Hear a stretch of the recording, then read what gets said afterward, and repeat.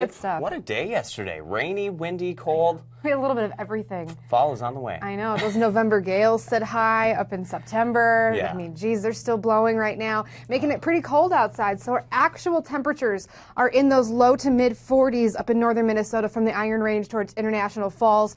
Low 50s around the lake and into northwest Wisconsin. But like we had just said, those winds are breezy, sustained up to 25 miles an hour. We're seeing gusts right now at 30 here in Duluth, 38 miles per hour into Hibbing. So with these strong winds now shifting out of the northwest, bringing in colder air, it's making it feel like the upper 30s in Grand Rapids, Hibbing, and 36 degrees into International Falls. So definitely grab the jacket if you're in northern Minnesota this morning. You're also going to want it in Wisconsin too, because it is still chilly and breezy out.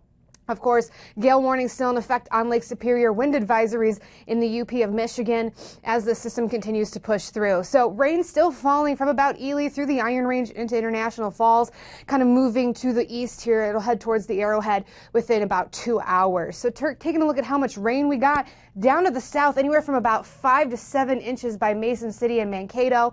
Here for us in our viewing area, mainly towards New Post and Coudray, they saw anywhere from 5.5 to nearly 3 inches of rainfall there. But then just up to the north towards Cable, only about an inch. So quite a difference there. And as we go through the rest of the day today, we'll only see a trace of rain left to fall here. So that system continues to move into the Arrowhead. Skies stay cloudy. Then as we head through the afternoon, sunshine comes back out. So that's kind of exciting. We will see sunnier skies to end our day today. And again, a cool day at that. Temperatures only into those mid to upper 50s.